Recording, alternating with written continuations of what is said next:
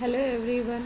In previous video we learned about how the operating system is performing operations with the help of real mode.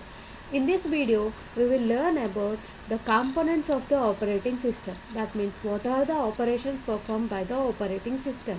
It can perform the operations like process management, memory management, IO management, etc. So now we learn about process management. What is meant by a process? A program under execution is said to be a process. That means whenever the operating system allocates all resources to the program, then it undergoes into execution. What are the resources? Resources are nothing but whatever the devices need by the program. That means if it want to execute, it requires processor, it requires memory. All these are treated as a resources of the program. So whenever all these resources are allocated to the program, then it undergoes into execution. Thus that undergoing process is called as a process. A program in execution is said to be a process. So a program is called a passive entity and a process is called an active entity. And and we are also having two types of process, that is a single thread process and a multi-thread process. Single thread process is nothing but if a program goes into an execution, a single program goes into an execution is said to be a single thread process. That means it can execute only one thread or one process at a time is said to be a single thread execution. And multiple thread execution is nothing but it can divide a single program into multiple threads and it can execute with the help of multiple processors. Then it is said to be a multiple threaded process execution. And this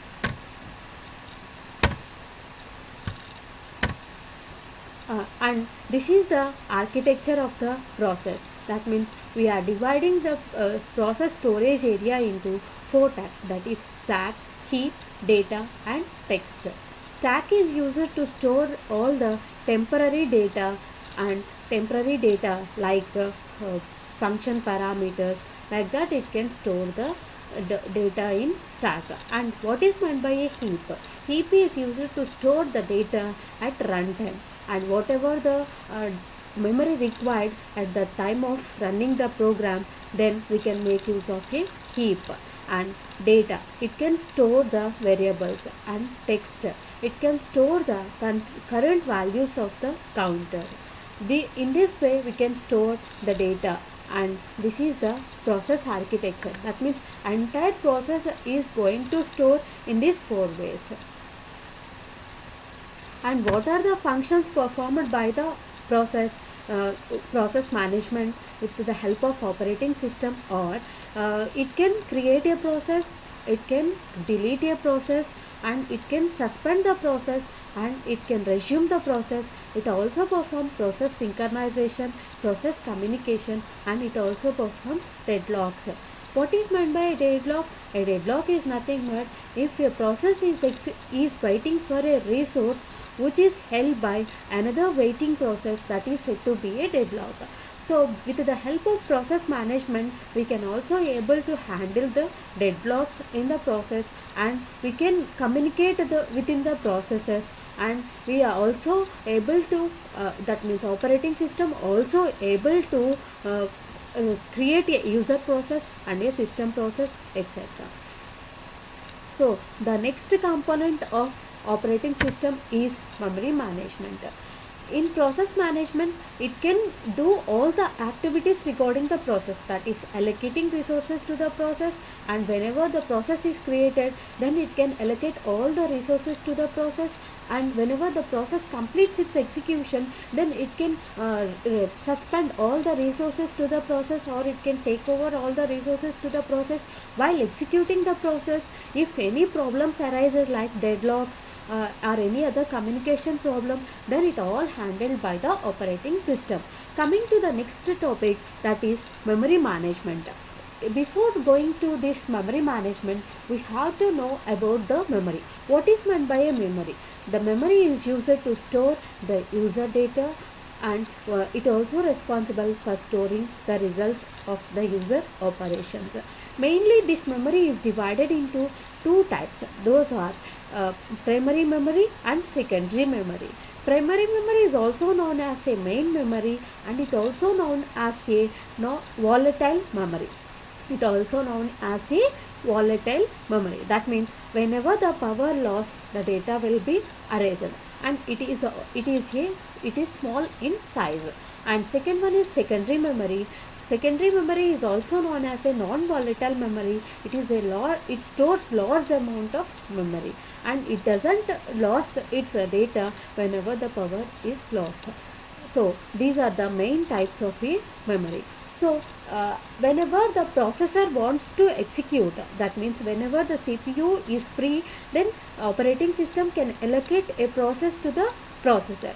In the whenever the processor is allocating, whenever the operating system is allocating a process to the CPU, then it can swap the data from secondary memory to primary memory. Initially, the data is stored in the secondary memory. Whenever the processor is free, then the operating system can swap the data from secondary memory to primary memory, and it can start its execution from taking the data from the main memory. So, what is meant by a main memory? To execute all the instructions, we must load that data in the main memory. And what are the main activities performed by this memory management with the help of operating system? Means it can keep track of all the units of memory which are loaded and which are free and which are currently using by the user, and who are going to use those memory locations. And whenever the process is not needed by the processor, then it can delete the memory, then it can delete that process from the memory, or otherwise it can free the it can free the memory by transferring or swapping it into the secondary memory. That means memory management responsible for allocating and deallocating the memory space as needed, and it also responsible for the operations performed by the memory unit. That means who are using the memory, and what are the units using by the memory, and what are the free spaces available in the memory unit. These are all the main responsibilities of the main memory management. And next one is about storage management, mass storage management. This we can call it as a secondary storage management.